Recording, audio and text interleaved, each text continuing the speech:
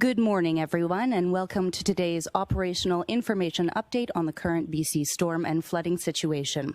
For today's briefing, we'll have updates from Minister of Public Safety and Solicitor General Mike Farnworth, Armel Castellan with Environment Canada, Janelle State with Ministry of Transportation on the South Coast, and Paula Cousins, Ministry of Transportation in the Interior.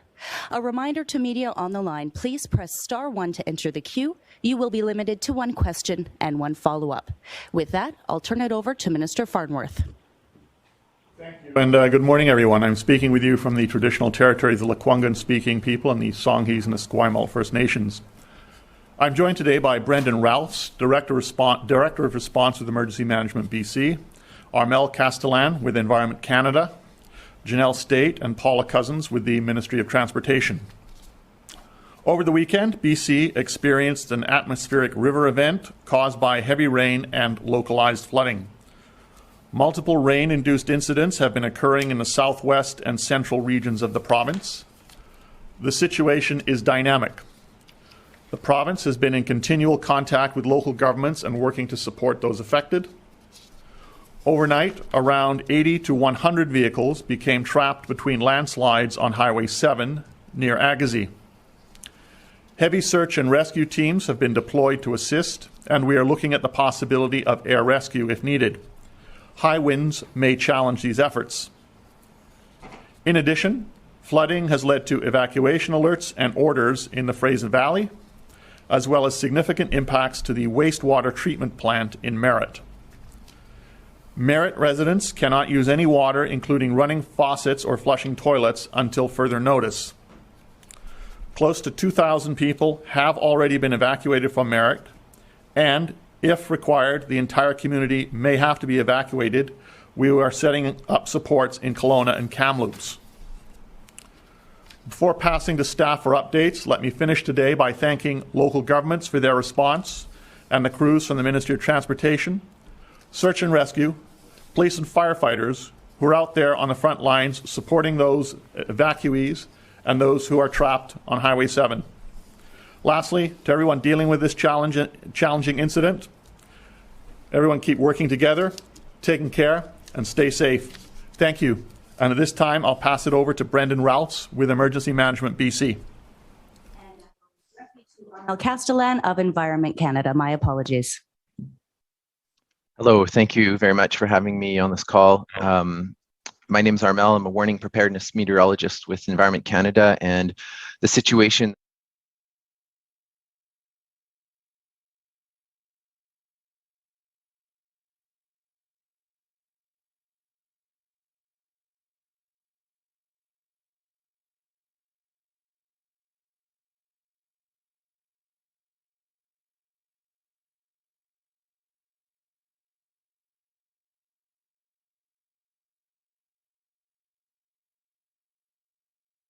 South Coast, including the island, Sunshine Coast, and also spilling into the southwest interior, as was just mentioned.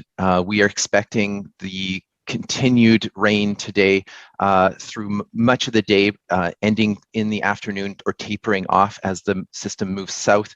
Behind that is a very sharp cold front.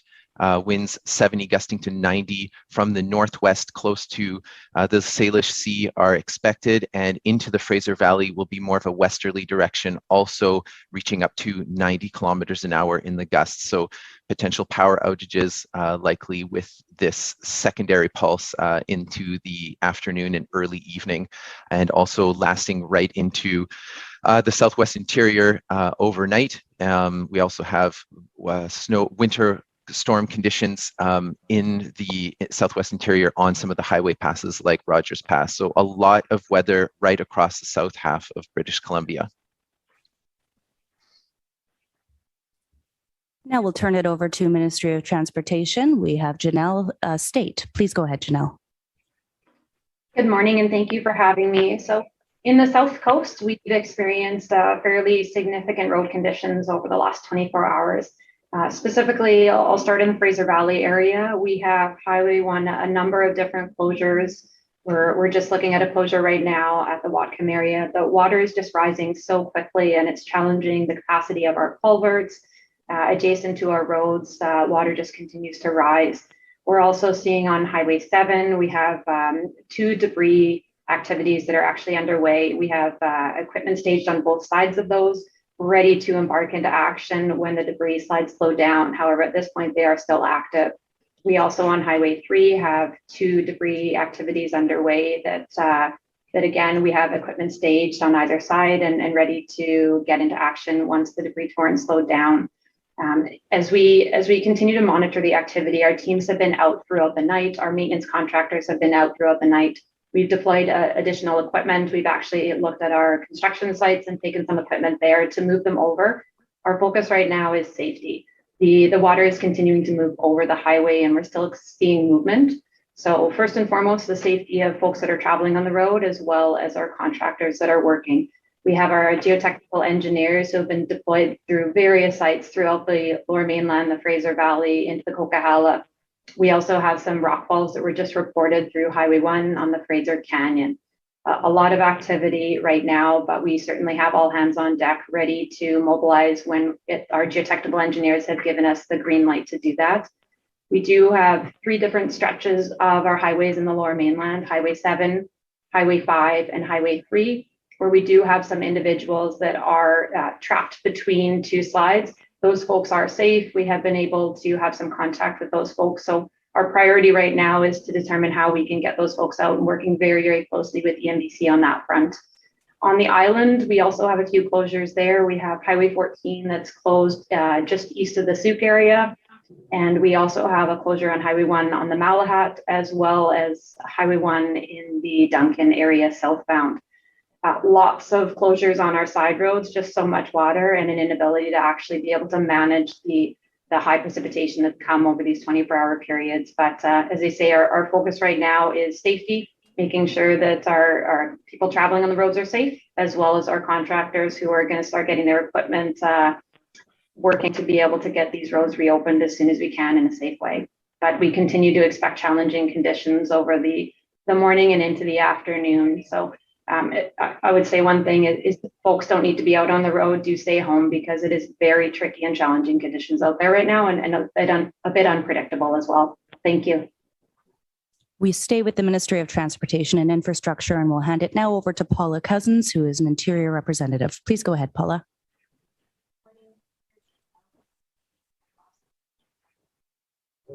Paula, could you please take yourself off mute? Monday morning. You're not yet audible. Can you hear me?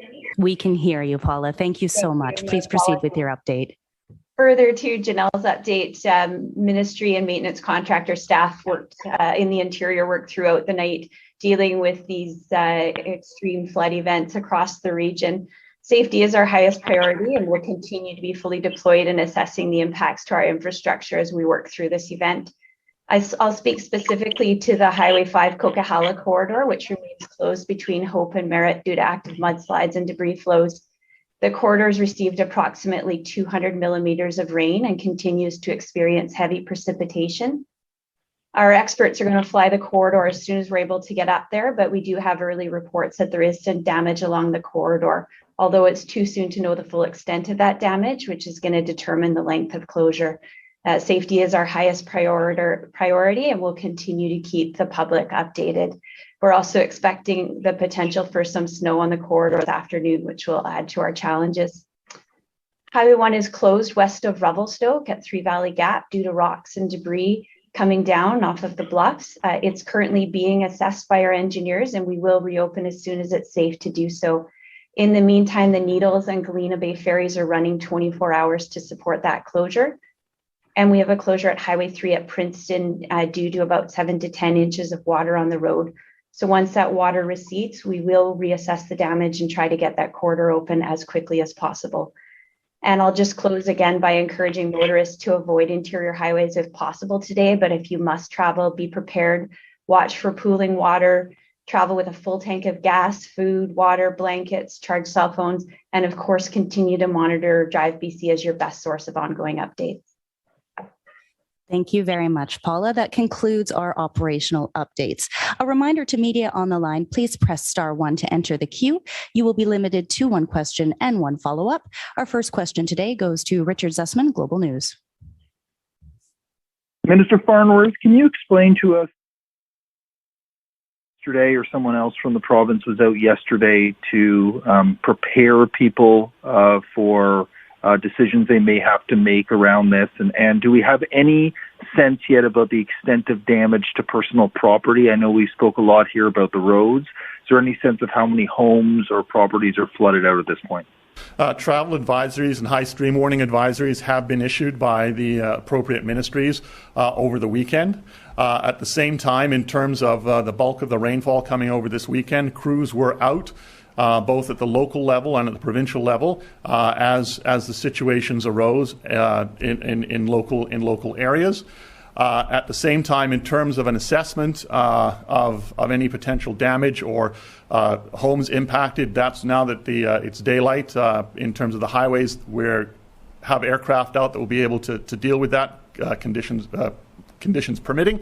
Local governments assess the situation in their local communities in terms of where the flooding has been at. We know in the case of the streams that they are expected to continue to rise for at least the next 4 to 6 hours and stay high for at least the next 24 hours. Richard, do you have a follow-up? I do. There's a picture, and I think the last speaker sort of spoke to this on the Coquihalla, but there's a picture on social media circulating now about what looks like an entire part of the Coquihalla washed out. And I'm just wondering if there's any sense of how significant this is. This is at the Othello Road exit. If there's an awareness about this, and when we're looking at a full washout like this, could this mean we're talking about, days of the road being closed? Can you give people a sense about how long this closure may be underway if these roads are completely and totally destroyed? As at this particular time, we're not able to give an update in terms of how long different highways will be out of commission for. The expectation is that Highway 1 will be open by 5 this evening, given the current understanding of the conditions. As was reported earlier, the geotechnical people are out to get an understanding of what has actually happened on the highways, and once they've done that work, then we will have a much stronger idea of the damage that's involved and the length of time that it may take to fix it, and obviously then how long a particular stretch of road or a highway is out of commission. For the next question, we go to Grace Kennedy, Fraser Valley Current. Hi, thanks for taking my question. One of the things that I wanted to ask about is, at what point should people on the Sumas Prairie and in Huntington be seriously worried about flooding from the Nooksack River down in the States? All of those river conditions are monitored, and so the local government will be observing what's taking place and monitoring, and then taking the appropriate action, whether it is to give an evacuation alert, for example, and then subsequent to that, you would obviously go to an evacuation order. What's critical right now, obviously, is the level of rainfall that's still coming through, and then how quickly the rivers are rising. But I can tell you that those are being monitored, and if a situation is required to move to a local state of emergency or an evacuation order, then that will obviously be put in place. Grace, do you have a follow-up? I do, yeah, and this is kind of going a bit off of Richard Zussman's, but, Sumas officials began, warning residents of a large flood on Saturday and then began sandbagging yesterday afternoon. So why didn't residents get a similar warning in the Fraser Valley? I know you said you were out there and working, but why wasn't there that similar communication with the residents here? At the local level, they're observing the conditions in the local area. They're making the decisions that impact that particular community and taking the appropriate action. So obviously in the case of sandbagging, that's what's required at this particular point. Then they monitor, and if they need to go to say a local evacuation alert, they will do that. And then after that, depending on what's happening and how the conditions are changing, they will move to a local evacuation order. Next question comes from Justine Hunter, Globe and Mail. Thank you. I'm wondering, Minister, if you can give me an idea of how many communities are operating these local emergency response programs right now? And is there at some point, given the number and scale of this, do you go to some kind of central incident command system so that there's some coordination? This just seems so widespread. We don't. Every community is required to have a local emergency plan and deal with local emergency events. And they are activated based on the assessment of what is happening in their local community. So, for example, we've seen in many communities they were out unblocking culverts and drainage areas to deal with potential flooding. Other communities that know that they have rivers or streams that may be subject to high stream flow, and high stream flow warnings have been out, will be monitoring that and responding accordingly to the needs on their local community.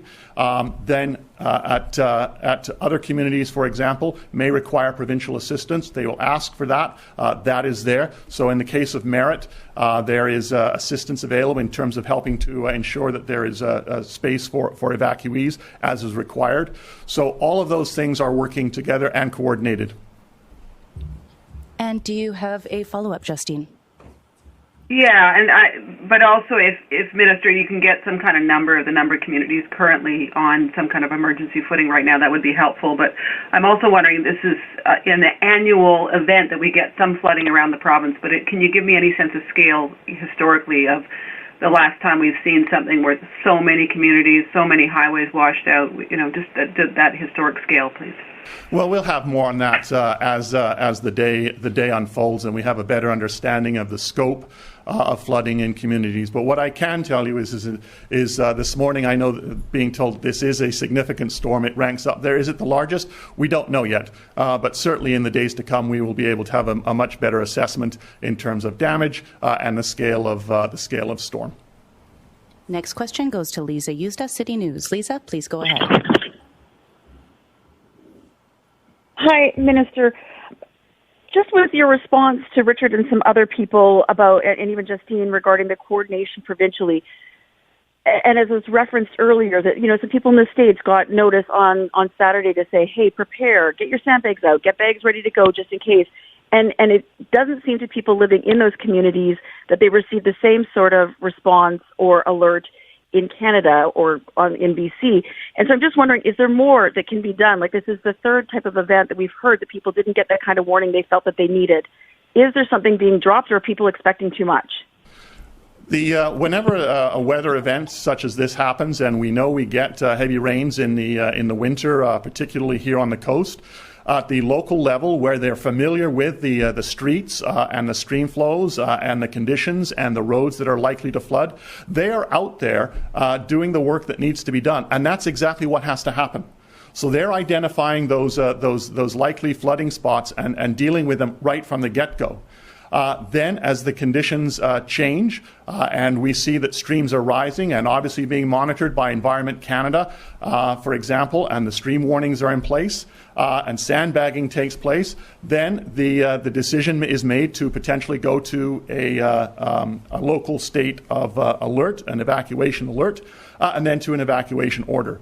And that's the right way and the appropriate way to deal with these kinds of situations, because the experts in that local area know where the problem spots are. Lisa, do you have a follow-up?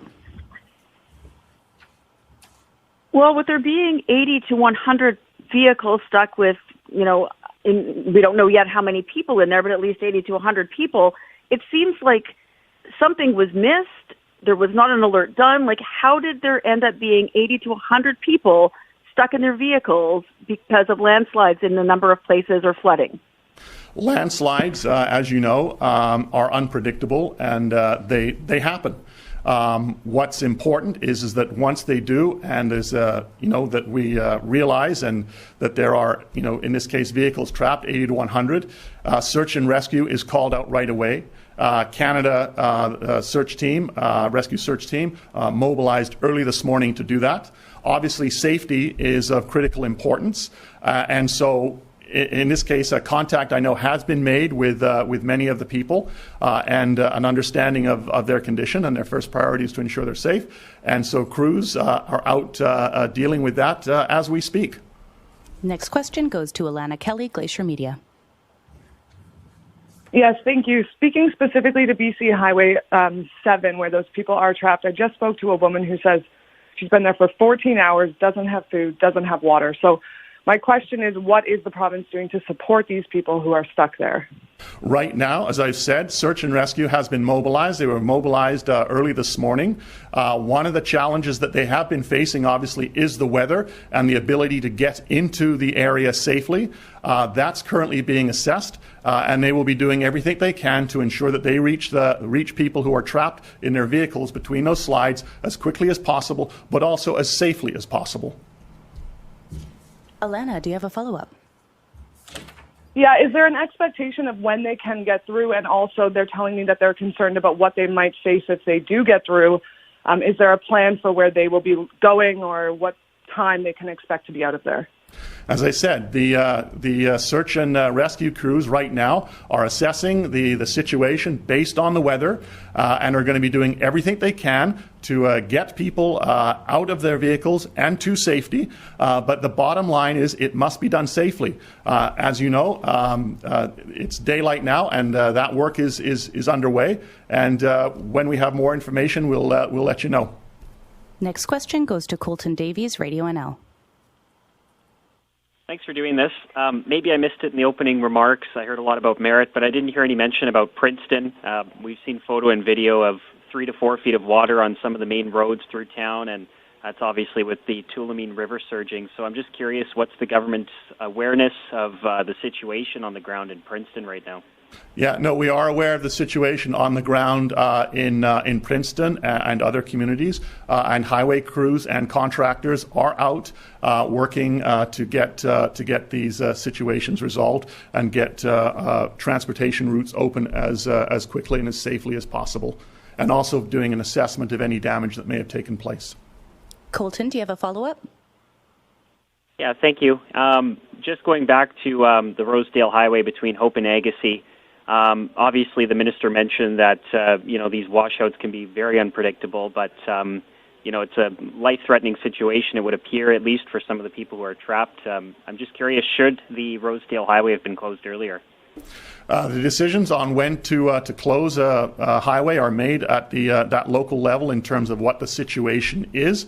As we said, that slides are unpredictable, but I can tell you that crews are out working to get roads cleared, to assess the safety and the damage, and at the same time, as I said, search and rescue have been out since this morning, early this morning, to get ready and assess the situation and to be able to go in and get people out who are trapped in their cars between those slides as quickly, but also as safely as possible.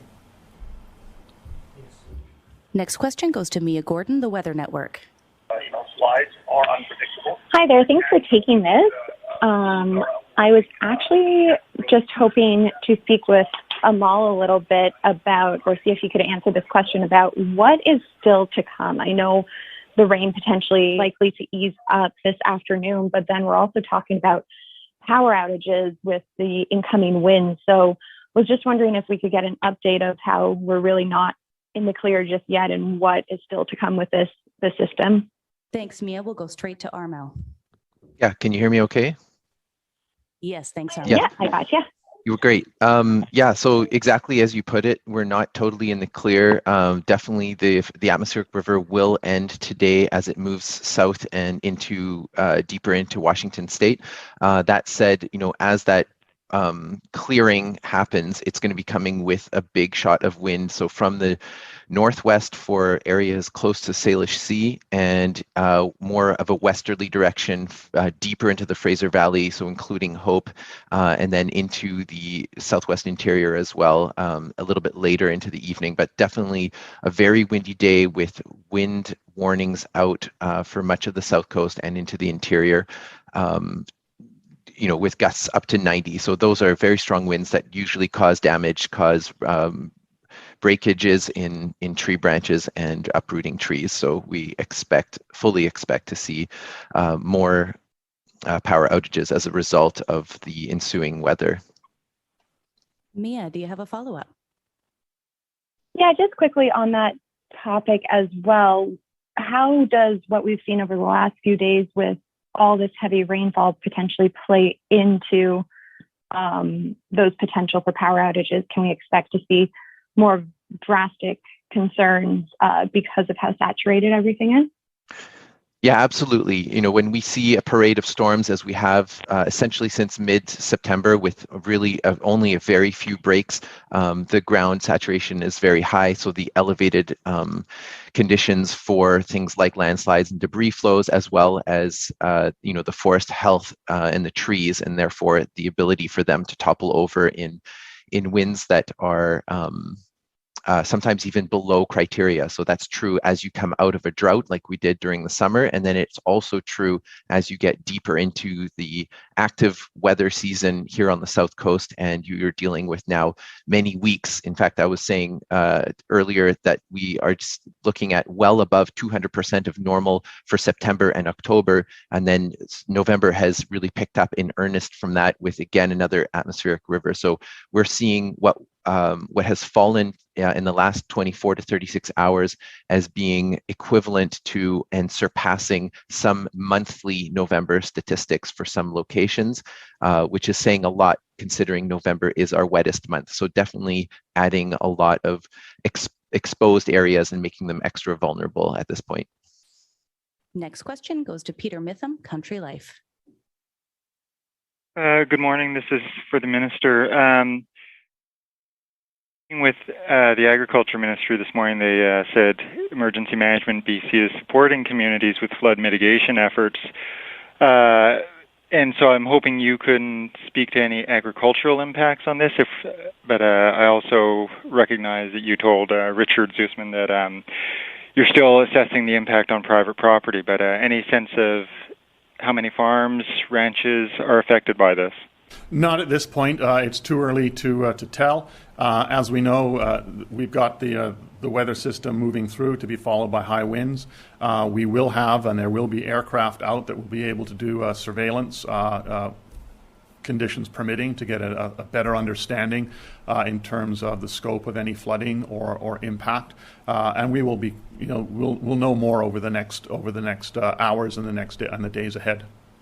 Peter, do you have a follow-up? Yeah, and then just again for either the Minister or maybe Armel may be able to speak to this, but any sense of how this summer's wildfires or this wildfire season has set us up for some of the landslides and rock slides that we're seeing?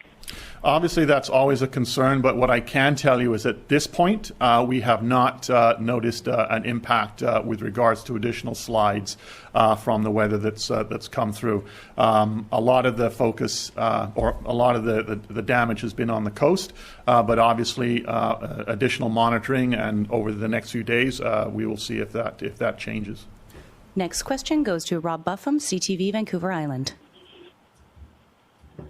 Oh, thank you, Minister. I'm just wondering if you can give us a sense as to when the 3 spots on Vancouver Island highways that are closed will be opened. Is that 5 o'clock for Highway 14? I know you won't know exactly, but what's your estimate at this point? I will ask Transportation and Highways if they have a late update. At this particular point in time, I don't have exact information in that regard. Okay, does anybody... For the highway on Vancouver Island, at this time doing an assessment, we're looking at it. The challenge is the water is just so high and continues to travel across the highway. So until that weather system that Armel spoke to slows down, we're going to continue to see the volumes very high across the road. And we have, in some cases, a few feet of water traveling across the road. So safety is our number one priority, and once the water recedes, we're able to undertake an assessment to see if there's any damage and then determine if we can reopen those roads to the traveling public. Rob, do you have a follow-up? Yeah, just was Armel talked about winds following once this atmospheric river leaves the area, winds up to 90 kilometers an hour. Armel, in terms of Vancouver Island, in the southern part of it, what kind of winds are we looking at here? Is that the same sort of speed? Going to Armel. That's correct. We're looking at west winds of 70 gusting to 90 kilometers an hour developing throughout the day here, particularly along Juan de Fuca Strait for the very south of the island. So yeah, a windy westerly gusty wind until the early evening at least. Next question goes to Janet Brown, CKNW. Janet, please go ahead. Hello, Minister. Thanks for taking my call. I'm just curious, we are getting some reports into our newsroom that several vehicles have been washed into the water between those two slides on Highway 7, and that several people may indeed be missing. Do you have any information about this?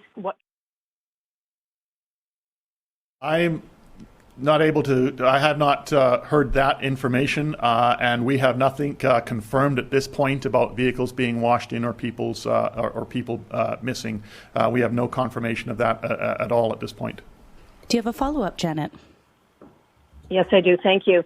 So what is the way forward right now to get to these people who are sitting in their vehicles, who who don't have food or water or coffee or anything like that? What is the process now to get to them and rescue them? You talked about possible air support coming in, but other than that, what's the plan? Search and rescue are out on those sites as we speak. They have been mobilized since very early this morning, determining what the situation is. They are the experts who will be able to determine what the best way is to reach the people who are stranded in their vehicles. As you know, it is very difficult weather. And so they will be doing an assessment, and they will determine the best way, the safest way, to be able to extricate people who are trapped between those slides. And they will be doing it as quickly but as safely as they can. Next question, Binder Sajan, CTV. Hi, Minister. Just following up on that, for the people who are stuck in their vehicles, who are wondering, how to get information, maybe dealing with, phones that aren't charging or able to be charged, running out of gas, how should they expect to get the information from the province in terms of where they are in the queue, or if someone is coming, with even supplies? As I said, search and rescue are on location. This is the highest priority. They are doing everything they can. Obviously, they have to assess the situation given the instability that is in the area and the weather conditions in the area.